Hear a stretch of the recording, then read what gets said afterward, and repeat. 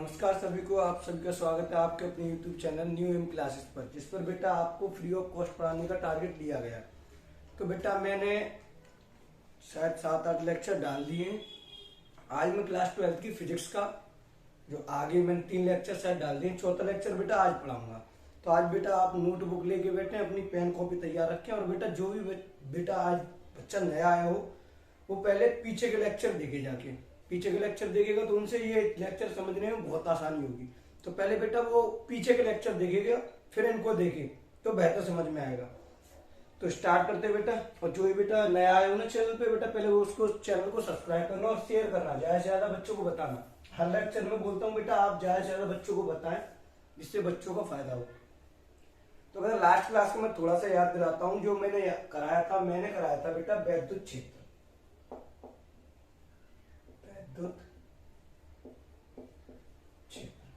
वैद्युत क्षेत्र क्या होता है बेटा? जैसे कि कोई आवेश है बेटा, इसका ये क्षेत्र है।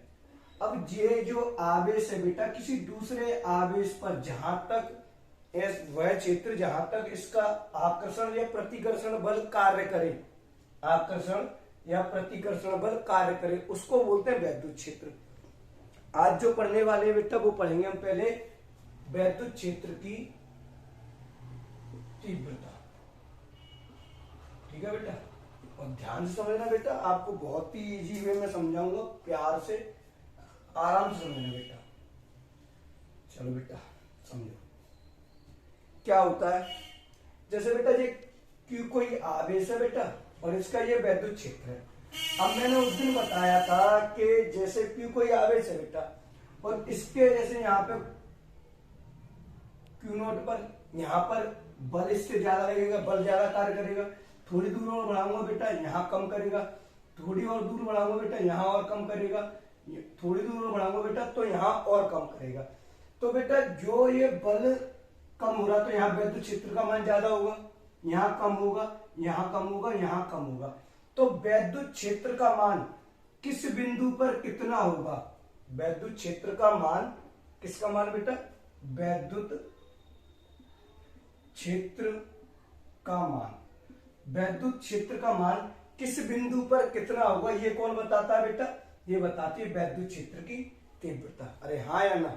आपको बात समझ में आई बेटा कि कोई आवेश है, इस पर बल का ज्यादा कार्य करेगा, इस पर बल ज्यादा होगा, इस पर थोड़ा कम, दूरी बढ़ती जाएगी, बल कम होता जाएगा।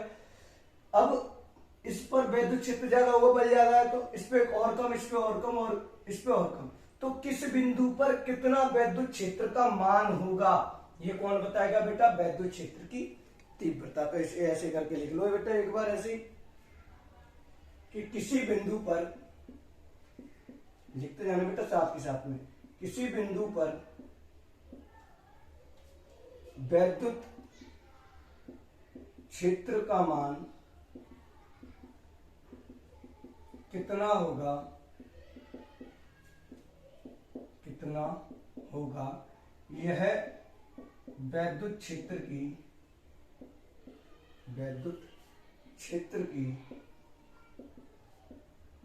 तीव्रता बताती है।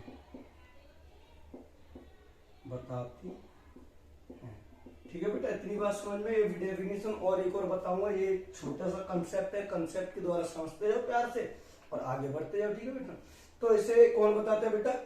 इसे वैद्युत क्षेत्र की तीव्रता बताती है। इसे बेटा ई से प्रदर्शित करते हैं। इसे ये पॉइंट लिख लेना बेटा, इसे ई से प्रदर्शित करते हैं। ठीक है बेटा, इसे ई से प्रदर्शित करते हैं। ई बराबर जो सूत्र बनता है बेटा, ई बराबर बनता है एफ यानी बल upon Q not. Q not क्या होता है बेटा? क्यू नॉट के बारे में समझ लेते हैं बेटा थोड़ा सा। तो बेटा क्यू नॉट का क्या होता है? क्यू नॉट होता है परीक्षण धन आवेश। ये बहुत ही सूक्ष्म आवेश होता है जो किसी दूसरे पर कोई भी बल नहीं लगाता है। ये किसी पर दूसरे पर कोई बल नहीं लगाता है और इसका कोई वैद्युत क्षेत्र भी नहीं होता है। अरे बात समझ में आ रही बेटा? इसका कोई वैद्युत क्षेत्र भी नहीं होता और बहुत ही सूक्ष्म धन आवेश होता है। तो अब इससे जो नई थ्योरी बनेगी बेटा उसके बारे में बात करते हैं। चलो बेटा एक और समझो, नई जो इसकी परिभाषा बनेगी जो एक्चुअल में आपको लिखनी चाहिए उससे समझते हैं। ये तो थोड़ा कंसेप्ट क्लियर करने के लिए। तो बेटा हमने निकाला है E बराबर F अपॉन क्यू नॉट। अरे हाँ या ना, ये तो निकाला है। अच्छा मैं यहां पर यदि क्यू नॉट की वैल्यू बेटा 1 कर दूं, 1 का मतलब होता है किसी चीज को एकांक कर देना, किसी भी, जैसे ये क्या नाम है क्यू था, इसका ये वैद्युत क्षेत्र है, ये क्यू नॉट है यहाँ पर या कहीं पर भी हो ये क्यू नॉट है। ठीक है बेटा, ये किसी दूसरे पे बल नहीं लगाता, मैंने बताया ये बहुत ही सूक्ष्म आवेश होता है जो किसी दूसरे पर कोई बल नहीं लगाता और इसका कोई वैद्युत क्षेत्र नहीं होता। तो मैं इसको अगर 1 कर दूं तो क्या होगा बेटा कि E बराबर F तो था ही, नीचे हो गया 1, तो E बराबर जो निकल के आया वो निकल के आया F। तो आप देख रहे होंगे बेटा कि E यानी वैद्युत क्षेत्र की तीव्रता, F यानी बल बराबर हो गया कब, जब एकांक पर, जब हमने परीक्षण धनावेश कैसा कर दिया बेटा, एकांक कर दिया। यानी एकांक परीक्षण, इसकी डेफिनेशन एक और बन जाएगी कि वैद्युत क्षेत्र किसी बिंदु पर, वैद्युत क्षेत्र के किसी बिंदु पर एकांक परीक्षण, परीक्षण धनावेश तो हो पर कैसा हो बेटा, एकांक यानी एक हो। एकांक परीक्षण धनावेश पर लगने वाला जो बल होगा ना वही क्या कहलाएगा बेटा, वैद्युत क्षेत्र की तीव्रता। अरे समझ में आया बेटा, तो इसी को लिखते हैं बेटा कि वैद्युत क्षेत्र के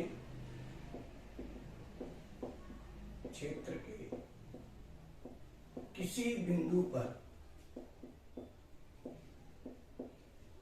पर एकांक परीक्षण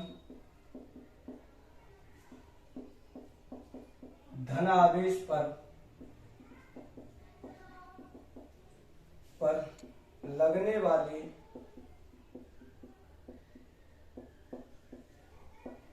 बल को ही वैद्युत, उस बिंदु की बेटा, उस बिंदु की वैद्युत क्षेत्र की तीव्रता कहते हैं, वैद्युत क्षेत्र की तीव्रता कहते हैं। समझ में आया बेटा, ये भी इसकी डेफिनेशन जो आपको बोर्ड एग्जाम में लिखनी है, बहुत ही सिंपल डेफिनेशन मैंने आपको चित्र के द्वारा समझाई। ये बनाना बेटा चित्र साथ के साथ बना, जैसे बनाया वैसे करना, बहुत ही आसान लगेगा। वैद्युत क्षेत्र किसी बिंदु पर, देखो ये वैद्युत क्षेत्र किसी बिंदु पर एकांक परीक्षण धनावेश, परीक्षण धनावेश तो ये है पर मैंने एकांक कर दिया था, तो एकांक परीक्षण धनावेश पर लगने वाला बल के मान को ही उस बिंदु का वैद्युत क्षेत्र की तीव्रता कहते हैं। अरे हाँ या ना, समझ में आएगा बेटा। अब इससे आगे करते हैं जो इसकी बात, जो प्रॉपर्टीज है उसके बारे में बात करते हैं थोड़ा बेटा। नंबर फर्स्ट है बेटे, यह सदिश राशि है। कौन सदिश राशि है बेटा, वैद्युत क्षेत्र की तीव्रता। ठीक है बेटा, तो सदिश राशि तो इसमें दिशा भी होती होगी, तो दिशा कैसी होती है तो बेटा उससे समझो। दो चार्ज होते हैं बेटा, एक तो धनावेश और एक ऋणावेश। तो बेटा धनावेश से तो दूर होती है, धनावेश से दूर यानी प्लस क्यू चार्ज से बेटा दूर जाएगी ई। यहाँ पर अगर जैसे कोई मैं एक और क्यू नॉट रख दूं तो इससे दूर, ठीक है। और ऋणावेश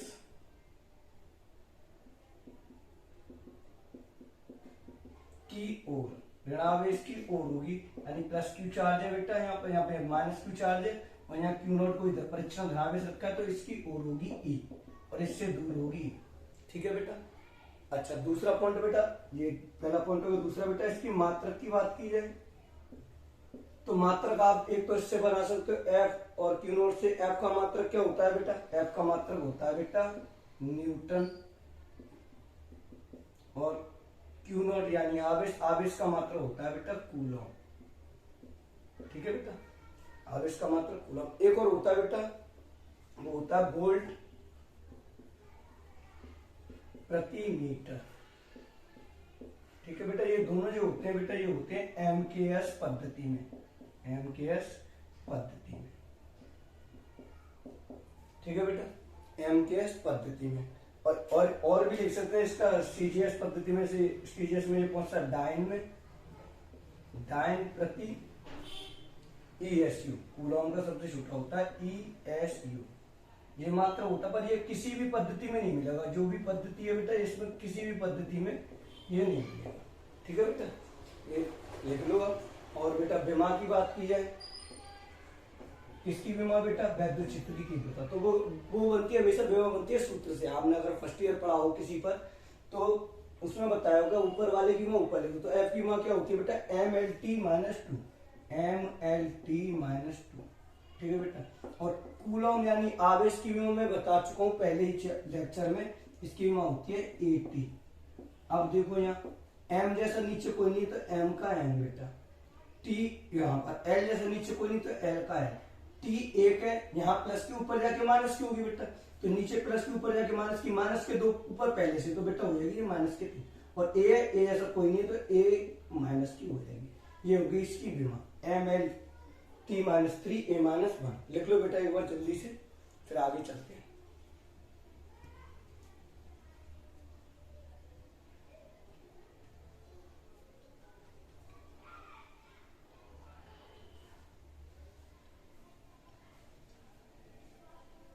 बहुत ही बेटा प्यार से आराम से समझ के करना, बहुत ही बेहतरीन मैं वे में बता रहा हूँ आपको। केवल ये चित्र सा बनाया है बेटा, इससे ये डेफिनेशन आपको याद हो जाएगी, तो आप भी बनाना इस चीज को। ठीक है बेटा,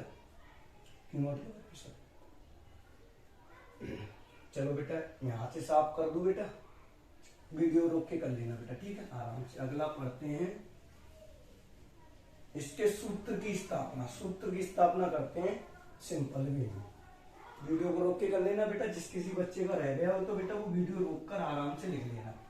यही फायदा होता है रिकॉर्डेड वीडियो का या ऑनलाइन वीडियो का, कि आप पीछे करके दोबारा देख सकते हो। किसी को कुछ बात समझ में ना हो तो बेटा वो दोबारा रिपीट करके देखिए। तो हम पढ़ेंगे बिंदु आवेश के कारण, बिंदु आवेश के कारण किसी बिंदु पर वैद्युत क्षेत्र की तीव्रता। इसके लिए बेटा सूत्र की स्थापना करेंगे अपन। ठीक है बेटा, बिंदु आवेश के कारण किसी बिंदु पर वैद्युत क्षेत्र की तीव्रता। जैसे कि बेटा कोई Q आवेश है, यहाँ पर ये Q आवेश, और इससे R दूरी पर कोई बिंदु Q0 है, बिंदु P है, इस पे हमें E यानी वैद्युत क्षेत्र की तीव्रता ज्ञात करनी है। ठीक है बेटा, तो माना आपने अपने आप लिख दोगे कि मैं बोलूं, चलो मैं एक बार लिख के दिखाता हूं तो आराम से। माना कोई आवेश Q है बेटा, ये वाला Q है, जिससे R दूरी पर, आप चित्र देख के भी लिख सकते हो आराम से, जिससे R दूरी पर बिंदु P है, जिस पर हमें वैद्युत क्षेत्र की तीव्रता ज्ञात करनी है।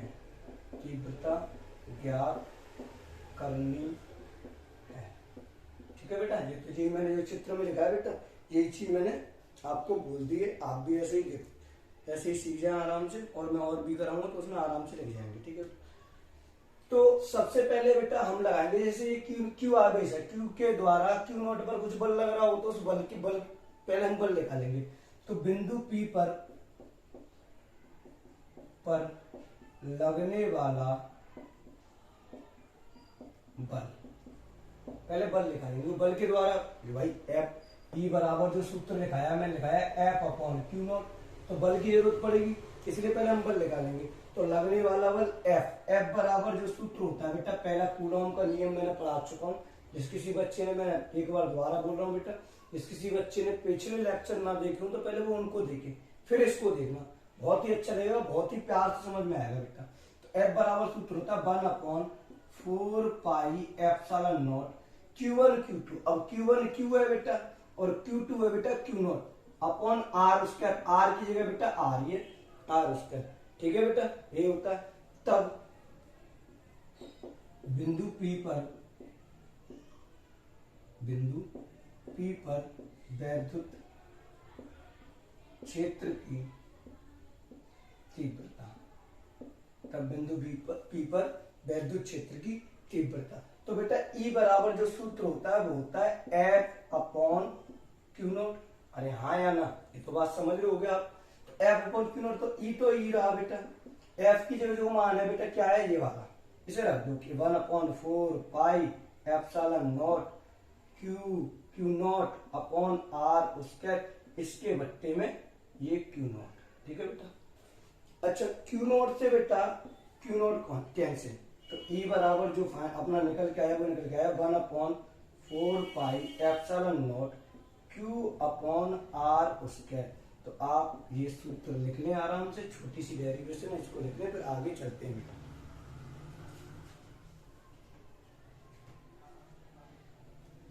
अच्छा, एक बात और बेटा, ये जो हमने जो E निकाली है बेटा, ये निर्वात में, निर्वात किसे बोलते हैं, ये निर्वात या हवा में, किसी माध्यम में नहीं। अगर माध्यम में होगा, यदि माध्यम में हो तो बस थोड़ा सा चेंजेस आएगा। E बराबर 1/4 पाई एप्सिलॉन नॉट, यहाँ के आएगा माध्यम का परावैद्युतांक, के आएगा केवल, और यहाँ पे आएगा Q अपॉन R स्क्वायर। बेटा यहाँ पर के क्या है, के है बेटा माध्यम का परावैद्युतांक। ठीक है बेटा, ये लिख लो आराम से, फिर आगे चलते बेटा नेक्स्ट पर।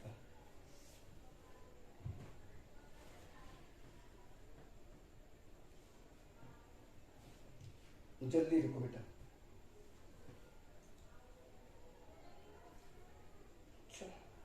साफ कर दो बेटा, वीडियो को रोक के लिख लेना आराम से बेटा। ठीक है, आगे चलते हैं। अब जो पढ़ेंगे बेटा, ई के जो सूत्र हैं, जैसे परिणामी तीव्रता होती है वो कैसे डिफाइन की जाती है, उसके बारे में पढ़ेंगे हम। आराम से पढ़ते जाओ। और बेटा एनसीईआरटी बुक से ही करा रहा हूं मैं, ये क्या नाम है, ये दिक्कत मत लेना कि कौन सी बुक से करा रहे हैं कौन से नहीं करा रहे हैं। ये एनसीईआरटी बुक से है, तो आपके सबके सिलेबस में मिलेगा, और इजी लैंग्वेज में मैं बताई हूँ। ठीक है बेटा। तो तीव्रता के परिणामी, तीव्रताओं के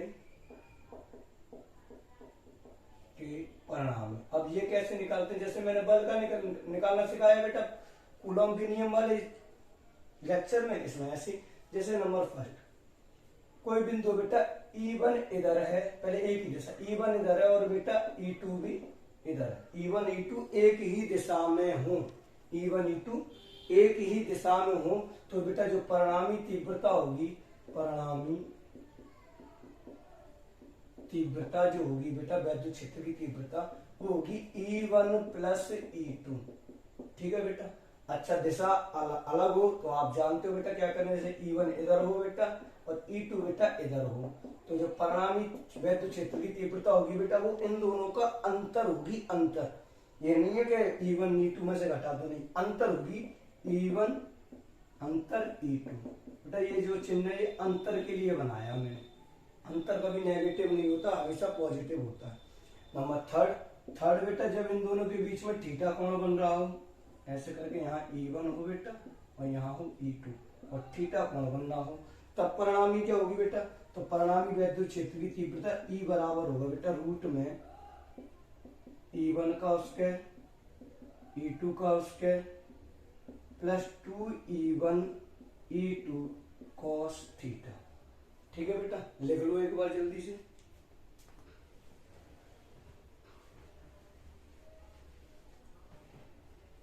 अब एक न्यूमेरिकल करते हैं बेटा, सिंपल सा, मैं बोलूं कि मैं लिख दूं, चलो मैं लिखता हूं।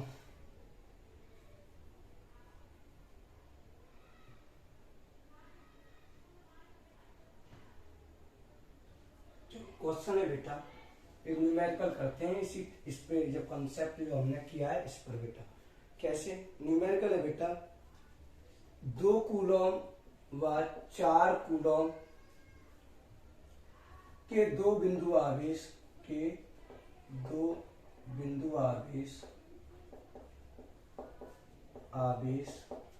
एक दूसरे से 2 मीटर की दूरी पर रखे हैं। इनके मध्य बिंदु पर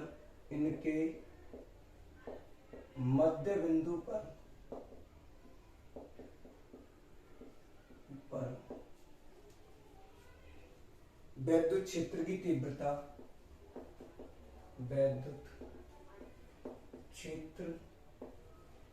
तीव्रता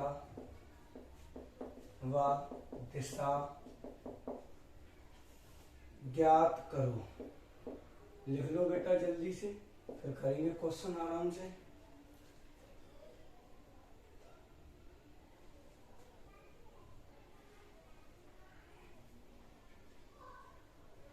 चलो बेटा अब इनका यूज करते हैं, जो हमने अभी तक पढ़ा उसका यूज करते हैं बेटा। जैसे आपको क्वेश्चन है वो हल, यहाँ पर दिया है कि दो बिंदु आवेश है जो एक दूसरे से 2 मीटर की दूरी पर है। तो यहाँ मैं दो आवेश बना लेता हूँ बेटा, एक 2 कूलॉम का है और एक 4 कूलॉम का है बेटा। ठीक है बेटा, एक 2 कूलॉम का एक 4 कूलॉम का। इन दोनों की जो बीच की दूरी है वो बेटा 2 मीटर। अब उसने बोला इनके मध्य बिंदु पर यहाँ पर वैद्युत क्षेत्र की तीव्रता E ज्ञात करनी है। ठीक है बेटा, E ज्ञात करनी है। तो बेटा अगर मैं इससे कहूँ कि इससे जो वैद्युत क्षेत्र की तीव्रता होगी वो इससे दूर होगी, धनावेश से दूर, यानी इधर जो E1 का मान होगा वो इधर, और इसके हिसाब से जो वैद्युत क्षेत्र की तीव्रता होगी बेटा वो इससे बेटा दूर, इससे भी दूर, यानी E2 इधर होगी। तो हम E1 E2 के मान निकालते हैं बेटा, उसके बाद देखते हैं आराम से। तो सबसे पहले 2 कूलॉम के कारण, 2 कूलॉम वाला जो सिरा है बेटा, 2 कूलॉम के कारण वैद्युत क्षेत्र की तीव्रता E बराबर सूत्र होता है बेटा 1/4 पाई एप्सिलॉन नॉट Q/r²। और ये E1 है 2 कूलॉम के कारण बेटा E1 है। तो यहाँ पे अगर मैं मान रखूं, यहाँ पे सामने रखता है तो 1/4 पाई एप्सिलॉन नॉट का मान क्या होता है बेटा, ये होता है 9 × 10⁹। ठीक है बेटा, Q का मान कितना बेटा, Q का मान है गुणा में 2 कूलॉम यानी 2, और R बेटा मध्य बिंदु पर, ये मतलब इनके मध्य बिंदु के लिए तो 1 मीटर बेटा इधर बांटेगा और 1 मीटर बेटा इधर बांटेगा। तो ये कितना आएगा बेटा 1 का स्क्वायर। ठीक बेटा, ये बच्चा और गुणा कर दो, 9 दूनी 18 × 10⁹ और नीचे आया 1 का स्क्वायर 1 होता है, 1 का भाग दूंगा तो इतना ही आएगा 18 × 10⁹ और इसका मात्रा न्यूटन प्रति कूलम। एक हो गई बेटा। दूसरी बेटा E2 जो निकालेंगे सूत्र वही है 1/4 पाई एप्सिलॉन नॉट Q/r²। तो इसका मान होता है 9 × 10⁹। ये बेटा 2 कूलॉम के कारण थी, ये 4 कूलॉम के कारण है।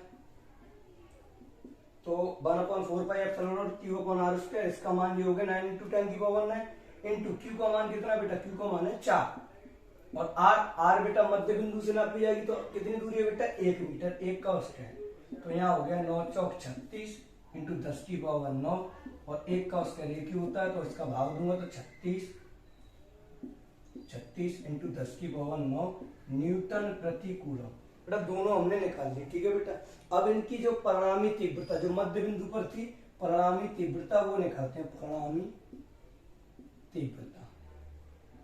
तो परिणामी तीव्रता आप देख रहे होगे दोनों की दिशा अलग अलग है, एक दूसरी तरफ और एक दूसरी तरफ, यानी एक दूसरे के विपरीत है। तो बेटा इन दोनों का अंतर लिया जाएगा, तो आप अंतर यानी अंतर कभी नेगेटिव नहीं होता। तो आप देख रहे होगे इनमें बड़ा कौन है, ये बड़ा है और ये छोटा है। तो यहाँ पे हो जाएगा E2 - E1। अब ये बोले बच्चा कि E2 कैसे आ गया आगे, तो बेटा जो बड़ा होगा वो अपने आप अंतर आगे आ जाएगा, क्योंकि अंतर नेगेटिव नहीं होता। तो यहाँ घटाएंगे 36 × 10⁹ माइनस 18 × 10⁹। घटाने के बाद आया बेटा 18 × 10⁹। तो ये तो आ गया बेटा E का मान न्यूटन प्रति कूलम। एक आंसर आ गया बेटा। अब दिशा की बात की है, तो आप ये बताओ दिशा किधर होगी। दिशा होगी बेटा जिधर वैद्युत क्षेत्र की तीव्रता का मान ज्यादा होगा उधर की साइड में इसकी दिशा होगी। तो आप देख के बताओ किधर ज्यादा है, इधर ज्यादा है या इधर ज्यादा है। तो E1 पर है बेटा कितना 18 इंटू 10 की पावर 9, 18 समझो, और इधर कितना है बेटा, इधर है 36। तो जो दिशा होगी बेटा वो होगी 2 कूलम की ओर, दिशा होगी बेटा 2 कूलम की ओर। समझ में आ गया बेटा, बहुत ही इजी लैंग्वेज में आपको इजी वे में समझाया। तो बेटा इसे लिख लो जल्दी से, आगे चलते हैं।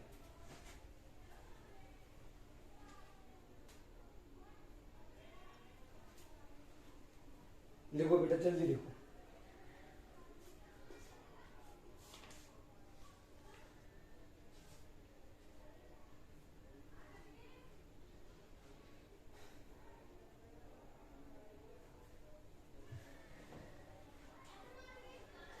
चलो बेटा नेक्स्ट करते हैं, आराम से आगे पढ़ेंगे बेटा वैद्युत द्विध्रुव। नेक्स्ट जो पढ़ेंगे बेटा वो पढ़ेंगे वैद्युत द्विध्रुव। इसको लिख लो, जिस किसी ने ना लिखा हो वीडियो को रोक कर आराम से लिख लेना बेटा। आगे पढ़ते हैं वैद्युत द्विध्रुव। बेटा समझना है, ध्यान से पढ़ना क्या है, आराम से समझना है। वैद्युत द्विध्रुव क्या होता है बेटा, ये लिख लिया हुआ तो लिख लो जल्दी सी ना, और ना लिखा हो तो जल्दी सी ना लिख लो क्या बोल रहा हूँ मैं, इसे लिख लो बेटा जल्दी से, ठीक है। हटा दिया मैंने। अब कॉपी पेन छोड़ो और इसको समझो क्या होता है। देखो वैद्युत का मतलब होता है आवेश, आवेश के बारे में पढ़ा जाता है वैद्युत में। और द्विध्रुव का मतलब होता है बेटा जोड़ा। तो अगर कोई मिला के इसका अर्थ देखा जाए तो वो बनता है आवेश का जोड़ा। अब इसके बारे में पढ़ना है, आवेश का जोड़ा। तो आपको एग्जाम्पल के द्वारा समझाऊं कि जैसे आप हो, जैसे मैं भी हूं, कोई भी हो बेटा, जैसे मैं ऐसे लिखता हूँ, ये कोई बंदा है बेटा, ये जूते वाले की दुकान पे जाता है और 6 नंबर के जूते मांगता है बेटा, 6 नंबर के, 6 नंबर। तो एक इस पैर का जूता होगा बेटा और एक इस पैर का जूता होगा।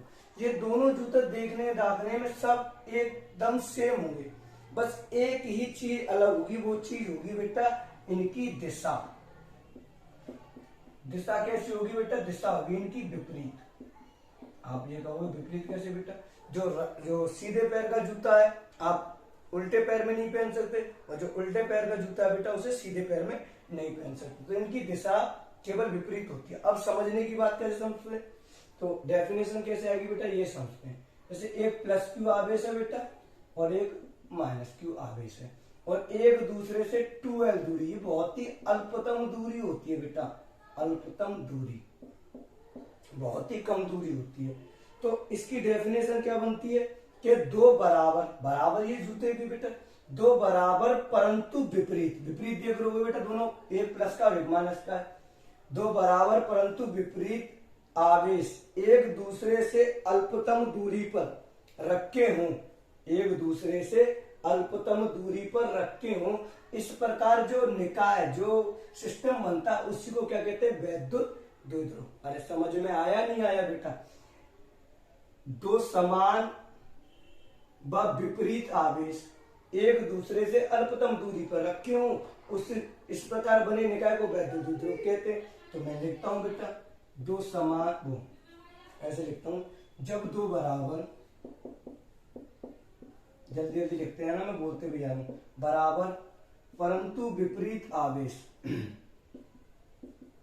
विपरीत आवेश एक दूसरे से अल्पतम दूरी पर रखे हों, तो इस प्रकार बने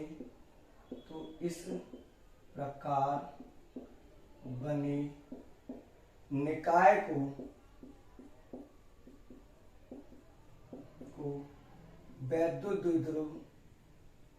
वैद्युत द्विध्रुव कहते हैं। ठीक है बेटा, लिख लो बेटा शांति से आराम से प्रकार। जब दो बराबर परंतु विपरीत आवेश एक दूसरे से अल्पतम दूरी पर रखे हों, तो इस प्रकार बने निकाय को वैद्युत द्विध्रुव कहते हैं। बेटा लिख लो इसे। अब इसके गुण की बात करेंगे। इसे मैं साफ करके वहां लिख दूं आराम से। चलो यही लिखूंगा मैं आराम से, इसे साफ करता हूँ बेटा। डेफिनेशन हो गई। नंबर फर्स्ट गुण देख, फर्स्ट गुण है, अब इनके गुण की बात करते हैं। गुण क्या है बेटा? तो पहला गुण है कि आप देख रहे होगे इन दोनों आवेशों के बीच की दूरी क्या होती है बेटा? 12। तो यहाँ पे यही चीज है, आवेशों के बीच की दूरी, आवेशों के बीच की दूरी 12 होती है। एक गुण हो गया बेटा। दूसरा गुण बात की जाए,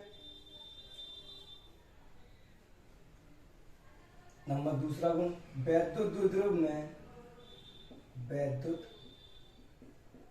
द्विध्रुव में सभी दूरियां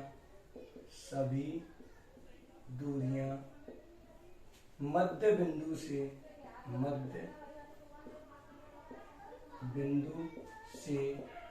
नापी जाती हैं।